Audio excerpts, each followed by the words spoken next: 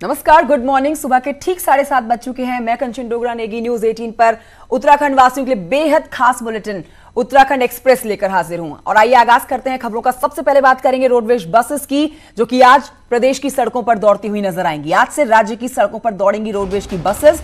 50 roadways बसें उतरेंगी सड़कों पर और 50% यात्री ही उसमें सफर कर पाएंगे। 50 बसेस उतरेंगी सड़कों पर, साथ ही 50% यात्रियों को बस में बैठाने की अनुमति होगी। और पहले चरण में प्रदेश के 74 रूटों पर चलेंगी ये बसेस। मार्च से बंद थी निगम की सार्वजनिक परिवहन सेवाएं, जिसे आज से चालू कर दिया गया है। सुनील नप्रभात और जानकारी के साथ इस खबर पर मौजूद है मेरे साथ। सुनील नप्रभात, गाइडलाइंस दोनों तरफ से पालन की जाएगी। बसेस को सड़क पर उतारने के लिए 50 बसेस जो उतरी हैं, सिर्फ 50% यात्रियों के साथ ही वो चल पाएंगी।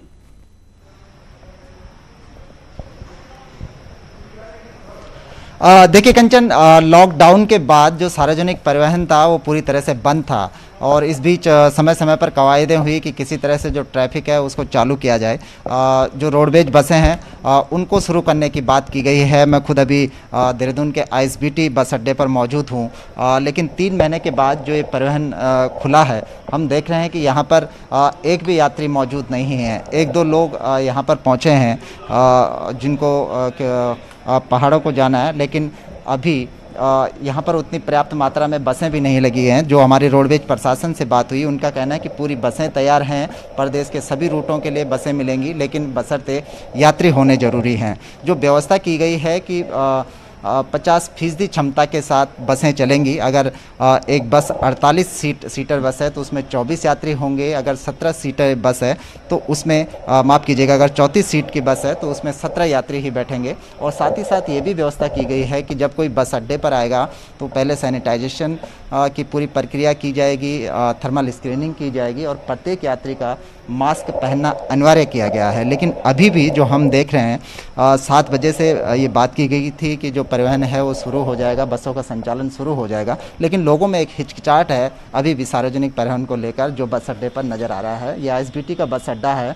आम दिनों में ये खचाखच भरा होता था, सैकड़ों की संख्या में यहाँ पर बसें होती थी, लेकिन अभी रोडवेज प्रशासन को यहाँ पर यात्री ढूंढे नहीं मिल रहे हैं। हमारे साथ यहाँ पर 2 यात्री हैं जो अभी इस पूरे बस अड्डे पर पहुँचे हैं और हम ढूंढ के उनको लाए हैं यहाँ पर कि उनसे बातचीत करने कि आखिर सर आपको कहाँ जाना है? ऋषिकेश जाना है। ऋषिकेश, हाँ।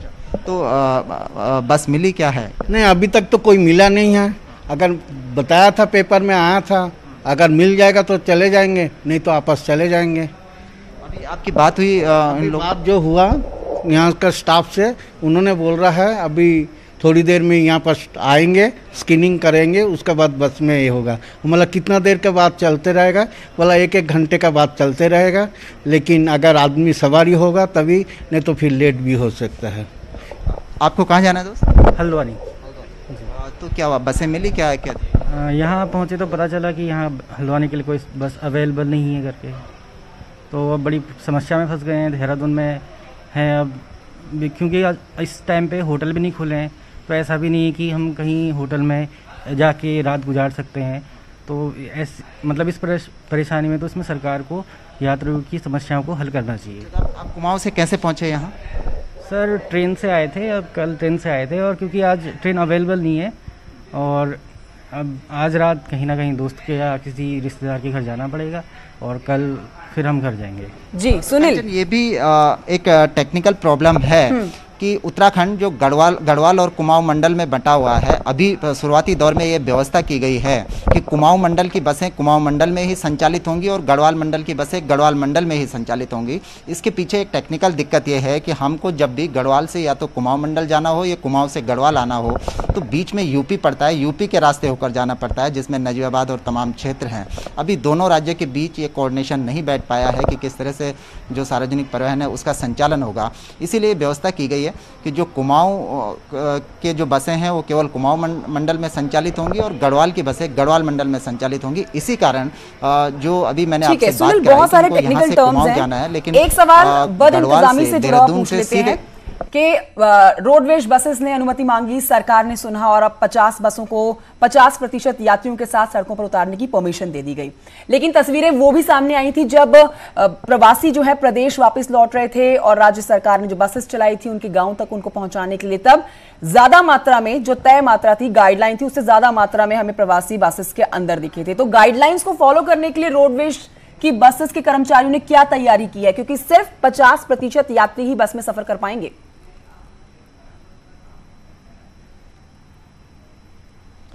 बिल्कुल कंचन, ये मुद्दा शुरुआती दौर से रहा है, क्योंकि जब अनलॉक 1 में सरकार ने कहा था कि जो सार्वजनिक परिवहन है उसको खोल दिया जाए, तो तमाम जो बसेज हैं, चाहे वो प्राइवेट बस संचालक हों या फिर सरकारी निगम हो, शुरुआती दौर में ये बात उठी थी कि जब सोशल डिस्टेंसिंग के साथ जिस बस में अगर 28 उसमें उसकी क्षमता है 28 सवारियों को ले जाने की, लेकिन चूंकि 50% क्षमता की बात की गई थी कि जिस सीट पर 3 लोग बैठते हैं उस पर मात्र 2 लोग बैठेंगे, जिस सीट पर 2 लोग बैठते हैं उस पर एक ही आदमी बैठेगा। तो ये बात उठी थी कि जो बसों का किराया है, बसों का तेल का खर्चा है, ड्राइवर और कंडक्टर का जो खर्चा है वो कैसे निकलेगा। तो ये बसें चलाने से मना कर दिया गया था रोडवेज के द्वारा भी और जो प्राइवेट बस संचालक हैं उनके द्वारा भी। एक छोटा सा कंफ्यूजन आपसे दूर करवाना चाहेंगे सुनील, के कितने प्रतिशत कितने रूटों पर संचालित होने वाली है रोडवेज की बसेस? थोड़ा सा कंफ्यूजन है इसको लेकर। देखिए, अभी जो हमारी बातचीत हुई तो रोडवेज प्रशासन का ये कहना है कि यात्री मिले तो वो सभी रूटों पर बस संचालित कर सकते हैं, बशर्ते उनको यात्री मिले। अभी भी आप यहाँ पर देखेंगे कि 2 बसें यहाँ पर लगाई गई हैं, लेकिन पूरे बस अड्डे में, आईएसबीटी के इस पूरे बस अड्डे में मात्र 2 यात्री मौजूद हैं। रोडवेज प्रशासन का ये दावा है कि अगर उनको यात्री मिलते हैं तो वो तैयार हैं सभी रूटों पर बस संचालित करने के लिए। लेकिन इसमें जो दिक्कत है वो मैंने आपको बताया कि केवल गढ़वाल के रूट की ही बसें गढ़वाल में चलेंगी, कुमाऊं मंडल के कुमाऊं मंडल में चलेंगी। इसमें भी 50% यात्री के साथ ही बसें संचालित होंगी और जो किराया है वो मैंने आपको बताया कि पहले ही किराया बढ़ा दिया गया है। जैसे कि अगर आपको यहाँ से मसूरी जाना हो तो आमतौर पर मसूरी का जो किराया था वो 65 रुपये था, लेकिन अब ये किराया 110 रुपये हो जाएगा मसूरी जाने का। लेकिन अभी लोगों में सार्वजनिक परिवहन को लेकर हिचकिचाहट है और वो हिचकिचाहट यहाँ पर दिख रही है कि जिस तरह से जो आईएसबीटी और वो भरोसा जीतना भी बस संचालकों के लिए एक बड़ी चुनौती होगा कि यात्री उन पर भरोसा करें और घर से बाहर निकले और यात्रा करना शुरू करें। बहुत शुक्रिया आपका सुनील प्रभात जानकारी के लिए। आगे बढ़ेंगे और आज की एक और बड़ी खबर जो प्रदेश से आ रही है वो आप तक पहुंचा दें, जिसमें रायपुर क्रिकेट स्टेडियम में तैयार हो रहा है Covid centre. CM Trivendra Singh Rawat आज सुबह 9:30 बजे करेंगे इसका निरीक्षण। देहरादून में बढ़ते मामलों को देखते हुए इसकी तैयारी की जा रही है। तो देहरादून में बढ़ते हुए लगातार मामले सरकार की चिंता बढ़ाए हुए हैं और इसी के मद्देनजर रायपुर क्रिकेट स्टेडियम को तैयार किया जा रहा है कोविड सेंटर के लिहाज से। सीएम त्रिवेंद्र सिंह रावत आज सुबह 9:30 बजे का समय है जब इसका निरीक्षण करने के लिए मौके पर पहुंचेंगे। लगातार मामले देहरादून से आ रहे हैं। दीपांकर भट्ट और जानकारी के साथ हमारे साथ इस खबर पर मौजूद है। दीपांकर, लगातार बढ़ते हुए मामले जिसके बाद स्टेडियम को कोविड सेंटर में तब्दील करने का फैसला ले लिया गया है, क्या यह माना जाए कि देरी से फैसला लिया गया है क्योंकि मामले तो लगातार ही बढ़ते जा रहे थे और आलोचक और विपक्ष बार बार ये बात कह रहा था कि सरकार जो है, जो कोविड पेशेंट है, मरीज है, उनको संभालने में सक्षम नजर नहीं आ रही है? कंचन, लगभग 3 महीने का वक्त हो चुका है। 15 मार्च को पहला कोविड पेशेंट उत्तराखंड में आया था और अभी 2600 से ऊपर संख्या है, जिसमें 860 के आसपास जो एक्टिव केसेस हैं। लेकिन जो स्वास्थ्य सचिव है, चाहे मुख्यमंत्री हो, सभी का मानना है कि अभी स्थिति नियंत्रण में इस लिहाज से कि पेशेंट्स जितने कोविड सेंटर बनाए गए हैं वो अभी ऐसा नहीं है कि पूरी तरह फुलफिल हुए हों। लेकिन जो रायपुर स्टेडियम का जो फैसला है, आपदा डिपार्टमेंट और एसडीआरएफ की तरफ से इसे यहाँ पर कोविड सेंटर तैयार किया जा रहा है, ये इस लिहाज से कि अगर भविष्य में अब अगर यहाँ पर लोकल संक्रमण फैलता है और अगर कम्युनिटी ट्रांसफर की स्थिति आती है तो उस स्थिति में कैसे निपटा जाएगा। तो यहाँ पर जो बताया जा रहा है कि लगभग 2000 बेड की कैपेसिटी का यहाँ पर ये कोविड सेंटर होगा।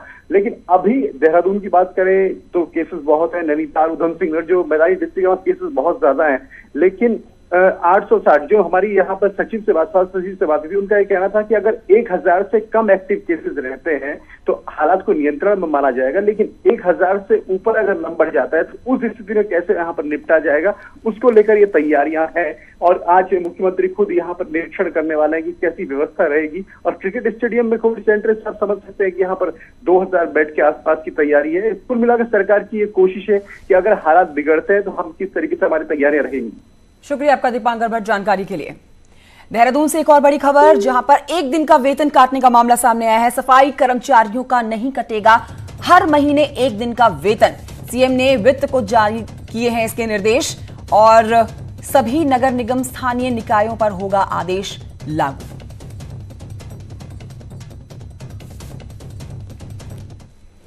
अब बढ़ते हैं आगे, आपको बताते हैं कि उत्तराखंड में फीस का मुद्दा भले ही कोर्ट की तरफ से साफ कर दिया गया हो, लेकिन अब पेरेंट्स संघ को ऑनलाइन क्लास के टाइम पीरियड ली जा रही फीस पर भी आपत्ति है। रिपोर्ट देखिए।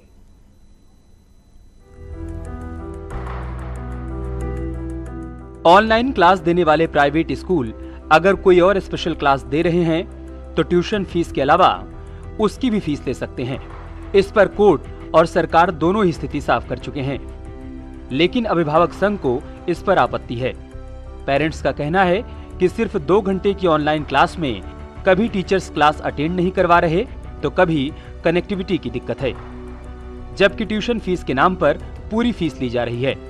उधर स्कूल एसोसिएशन का कहना है कि स्कूल अपने पूरे सिलेबस को कंप्लीट करवा रहे हैं। नर्सरी का बच्चा है, केजी का बच्चा है, यूकेजी का बच्चा है, उसकी ऑनलाइन क्लासेस, क्योंकि प्रैक्टिकल क्लासेस हैं, तो ये थ्योरेटिकल क्लासेस नहीं है मैम। इनकी क्या औचित्य है, इनकी कैसी डिमांड की जा रही है? जो क्लासेज हैं, जो 3 घंटे की क्लासेज हो रही हैं या 3.5 घंटे की क्लासेज हो रही हैं, इसमें इस तरह का कोई भी ऑप्शन नहीं है, क्योंकि वर्क फ्रॉम होम है, वर्क एट होम है, तो टीचर के लिए मजबूरी भी है, लाजमी भी है एंड मैंडेटरी भी है कि वो क्लास लेगा ही लेगा। तो आपका बच्चा हर लिहाज से एकेडमिकली बेनिफिशियरी है। वहीं शिक्षा विभाग का कहना है कि स्कूल और पेरेंट्स को आपस में समन्वय बनाना जरूरी है। अभिभावकों से भी यही गुजारिश है कि अगर आप सक्षम हैं तो अपना ट्यूशन फीस जरूर दे दें, प्रति माह 1। दूसरी बात यह है, अगर आप नहीं दे पा रहे हैं तो अपना आवेदन जरूर विद्यालय को दें। फीस को लेकर पेरेंट्स संघ 26 तारीख को अपनी बात जोरदार तरीके से रखने की तैयारी में है, लेकिन पेरेंट्स संघ के लिए ये आसान नहीं रहने वाला है। न्यूज़ 18 के लिए देहरादून से भारती सतलानी की रिपोर्ट। कॉलेज और यूनिवर्सिटी के एग्जाम को लेकर धन सिंह रावत ने कहा है कि इसके लिए भारत सरकार की गाइडलाइंस का इंतजार है, और जो मानव संसाधन विकास मंत्रालय कहेगा उसी के मुताबिक यूनिवर्सिटी कॉलेज खुलेंगे और एग्जाम होने वाले हैं। कांग्रेस का कहना है कि हायर एजुकेशन में एग्जाम को लेकर कंफ्यूजन है। आपको बताएं कि इससे पहले एग्जाम जुलाई में होने की बात कही जा रही थी, हालांकि उत्तराखंड सरकार ने सभी तैयारियां पूरी करने का दावा भी किया है। कि एडवाइजरी जैसे आएगी उसी के अनुसार हमारे विश्वविद्यालय और हमारे महाविद्यालय जो है परीक्षाएं कराएंगे, क्योंकि जब तक भारत सरकार पूरे राज्यों के लिए नहीं कह सकती है, क्योंकि लाखों लड़कों ने पेपर देने हैं। बोर्ड का पेपर तो खाली 1-2 पेपर छोड़ के थे, इसलिए वो हो सकते थे, लेकिन जिसमें विभिन्न राज्यों के भी बच्चे यहाँ पढ़ते हैं, हमारे बच्चे भी बाहर राज्यों में पढ़ते हैं, तो मुझे लगता है कि भारत सरकार, गृह मंत्रालय और मानव संसाधन मंत्रालय जो भी गाइडलाइन देगा उस पर हम लोग काम करेंगे। इतने बड़े मुद्दे पर, एजुकेशन के मुद्दे पर भी आप बिल्कुल मुतमईन रहिए, ये दिल्ली पर ही निर्भर रहेंगे, ये अपने आप कोई निर्णय लेने वाले नहीं है। डबल इंजन आप कितना कहते रहिए, प्रचंड बहुमत कितना कहते रहिए, इनकी उठक बैठक जो है दिल्ली से ही होती है, दिल्ली वाले ही तय करें। उत्तराखंड फॉरेस्ट डिपार्टमेंट के चीफ जयराज द्वारा हरेला वन महोत्सव जैसे कार्यक्रम में आरएसएस के सदस्यों को बढ़ चढ़कर भागीदारी कराने के लिए बाकायदा फॉरेस्ट ऑफिसर्स को पत्र भेजकर निर्देश देने का मामला तूल पकड़ने लगा है।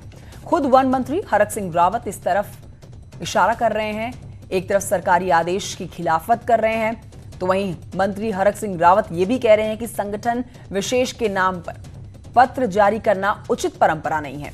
कांग्रेस ने भी इसे मुद्दा बना लिया है। कांग्रेस प्रदेश अध्यक्ष प्रीतम सिंह का कहना है कि पूरी सरकार ही आरएसएस के दबाव में काम कर रही है। जहां तक प्लांटेशन का सवाल है, ये एक सरकारी कार्यक्रम है देखिए कोई एनजीओ अपने स्तर पर या राष्ट्रीय स्वयं संघ अपने स्तर पर कोई कार्यक्रम करे तो उसमें कोई व्यक्तिगत है, कांग्रेस कोई कार्यक्रम करे, भारतीय जनता पार्टी कोई कार्यक्रम करे, उसमें कोई दिक्कत नहीं है। लेकिन जब सरकारी कोई कार्यक्रम होगा तो हम सामाजिक संगठनों का सहयोग लेंगे। लेकिन हम कोई पत्र इस तरह जारी करना ये उचित नहीं है कि केवल ये कहा जाए कि भाई ये अमुक सामाजिक संगठन ही इसमें भागीदारी करेगा। सरकार ही जो है आरएसएस के लोगों की है, अब उनके माध्यम से ही जो है क्या नाम वृक्षारोपण भी होगा। वृक्षारोपण तो एक ऐसा कार्यक्रम होता है जिसमें लोग स्वेच्छा से जो है हिस्सा लेते हैं। इसमें आरएसएस को अलग से आइडेंटिफाई करने की कहाँ आवश्यकता थी, लेकिन सरकार जो है आरएसएस के दबाव में है, इसलिए जो आरएसएस कहता है सरकार को करना पड़ता, मानना पड़ता। अब बढ़ते हैं आगे और आपको बताते हैं मंत्री रेखा आर्य द्वारा उत्तरकाशी जिले के 4 लोगों को एडजस्ट करने का पत्र लिखने पर विवाद शुरू हो गया है। रेखा आर्य के इस कदम का बेरोजगार संघ ने पुरजोर विरोध किया और रेखा आर्य से जवाब मांगा। मंत्री रेखा आर्य ने पत्र लिखने को सामान्य प्रक्रिया बताया और कहा कि उनके पास बहुत से बेरोजगार लोग आते हैं और उनके रोजगार के लिए वो लगातार पत्राचार करती हैं। जहां उनकी योग्यता होगी वहां उसे रेखा रखा जाएगा और नहीं होगी तो नहीं रखा जाएगा। इसमें कितनी मतलब सत्यता है, कितना नहीं है, लेकिन अगर ये ऐसा है निश्चित रूप से तो ये उत्तराखंड बेरोजगार संगठन इसका भरपूर इसका जो है क्या बोलते निंदा भी करता है, क्योंकि अगर इसी प्रकार से बैकडोर की प्रक्रिया चलती रहेगी तो ये क्या बोलते हैं आपके ये आयोग और ये क्या बोलते हैं आपके इनको बनाने का कोई औचित्य नहीं है। नहीं देखिए, जो मैंने लेटर लिखा मेरे पास सामान्यतः बहुत सारे मेरे पास में बेरोजगार लोग आते हैं, उनके लिए लगातार हम पत्राचार करते हैं। उन पत्राचारों में आप भी मेरे पास भेजेंगे, हम उनके लिए भी कहेंगे कि इन्हें कहीं ना कहीं जो है जहाँ भी ये योग्य समझे जाते हो वहाँ पर उनको देखा जाए। ये तो स्वाभाविक है, ये तो हर कोई व्यक्ति लिखता है, हम जनप्रतिनिधि है तो हमारा कर्तव्य भी है लिखता है। और जहाँ उसकी योग्यता होगी यदि रखा जा सकेगा तो रखा जा सकेगा, नहीं रखा जाए नहीं रखा जा सकेगा, ये तो सामान्य प्रक्रिया है। और आइए आगे बढ़ते हैं, जल्दी से आपको प्रदेश की कोरोना अपडेट दे देते हैं, जिसमें 88 नए केस आए हैं कल बुधवार को कोरोना के संक्रमित लोगों के। अब राज्य में कुल मरीजों की संख्या 2600 के पार पहुंच गई है। कल ये आंकड़ा 2500 के पार था, आज 2623 हो गया है। 1721 ठीक हो चुके हैं, इसमें 860 केस एक्टिव हैं, 35 लोगों की जान गई है। देहरादून में 16 मामले नए आए हैं, हरिद्वार में भी 6, पौड़ी में 9, टिहरी में 17 केस सामने आए। कुल 88 मामले कल सामने आए। उधम सिंह नगर की अगर बात कर लें तो यहां पर 26, इसके अलावा बागेश्वर में 5 और चंपावत में 1, पिथौरागढ़ से भी एक ही मामला सामने आया है। नैनीताल की बात करें, यहां पर से 6 मामले कल निकलकर सामने आए। बढ़ रहे हैं आगे, बड़ी खबर आ रही है देहरादून से। जिला सहकारी बैंक के जीएम सुरेंद्र प्रभाकर निलंबित कर दिए गए हैं। ऋण जारी करने में सुविधा शुल्क मांगने का उन पर आरोप लगा है। प्रभाकर समेत डीजीएम यूएस नगर से होगी 18 लाख की रिकवरी और पूर्व में बिना आदेश गोवा घूम के आए थे ये अफसर।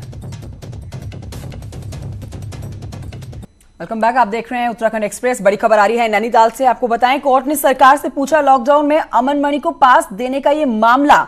हाईकोर्ट ने यूपी के विधायक अमन मणि मामले में सरकार से पूछा है कैसे दिया गया था स्पेशल पास। हाईकोर्ट की तरफ से सरकार से सवाल पूछा गया है। 2 से 7 मई तक किया था बद्रीनाथ केदारनाथ का पास जारी सरकार। अमन मणि समेत 10 लोग आज दाखिल करेंगे अपना जवाब।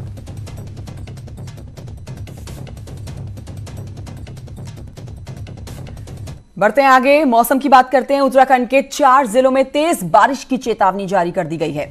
देहरादून, हरिद्वार, उधम सिंह नगर में अलर्ट है। उत्तरकाशी में तेज हवाओं के साथ होगी बारिश जोरदार।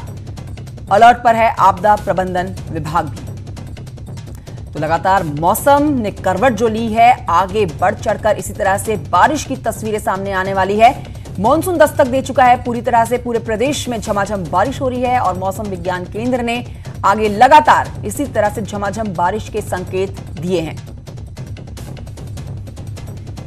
हल्द्वानी के चोर गलिया से खबर, जहां पर एक ऐसा वीडियो वायरल हो रहा है जिसमें एक बाइक सवार पानी की तेज धार में फंसा हुआ दिखा रहा है। यह वीडियो दिखाता है कि ये बाइक सवार जो है पानी की तेज धार में फंसा हुआ है। लाल घेरे में आप देख सकते हैं बाइक और वो शख्स जो इस बहाव में फंस गया है। वीडियो हल्द्वानी चोर गलिया रोड पर शेर नाले का बताया जा रहा है। सूर्यानाला पहाड़ में हुई बारिश से अचानक से उफान आ जाता है, ऐसा दावा किया जा रहा है। लेकिन इस उफान के बावजूद यह युवक बाइक लेकर नदी की तरफ बढ़ गया और आधे सफर में ही युवक की बाइक पानी के बहाव में फंस गई। इससे पहले बाइक को निकालने की कोशिश की और नदी के तेज बहाव के आगे इसकी एक नहीं चल पाई, इसीलिए ये वीडियो वायरल हो रहा है। हालांकि न्यूज़ 18 इस वायरल वीडियो की पुष्टि नहीं करता है। लापरवाही से जुड़ी एक बड़ी खबर आपके सामने, जहां पर कोरोना काल में बैकलॉग सैंपल पर एक बड़ा मुद्दा यह बनता जा रहा है। हालत यह है कि प्रदेश में 6 लैब होने के बावजूद कई लोगों के सैंपल रिपोर्ट 15 से 20 दिन के बाद सामने आ रहे हैं। ऐसा ही एक और मामला जो आया है वो देहरादून जिले का है, जहां से विकासनगर के डाकपत्थर की एक युवती के कोरोना सैंपल की रिपोर्ट 22 दिन के बाद मिली, वो भी पॉजिटिव। 22 दिनों में युवती कोरोना संक्रमण से खुद ही मुक्त भी हो चुकी थी। 22 दिन बाद जब स्वास्थ्य विभाग की नींद टूटी तो आनंद फानन में युवती की खोजबीन की गई। तब तक युवती अपना 14 दिन का क्वारंटीन पीरियड पूरा कर चुकी थी और स्वस्थ हो गई थी, परिवार के साथ रहने लगी थी। 22 दिन के बाद इस युवती को फिर से विकासनगर अस्पताल लाया गया और रैपिड सैंपलिंग में उसकी रिपोर्ट नेगेटिव आई। अब ये बैकलॉग के कारण ऐसा हुआ था, जिसमें स्वास्थ्य विभाग की लापरवाही एक बड़ा कारण है। हेल्थ डिपार्टमेंट में सीएमओ समेत कोई जिम्मेदार अफसर इस पर बोलने को तैयार नहीं है। और इसी के साथ इस बुलेटिन में इतना ही। आप देखते रहिए न्यूज़ 18।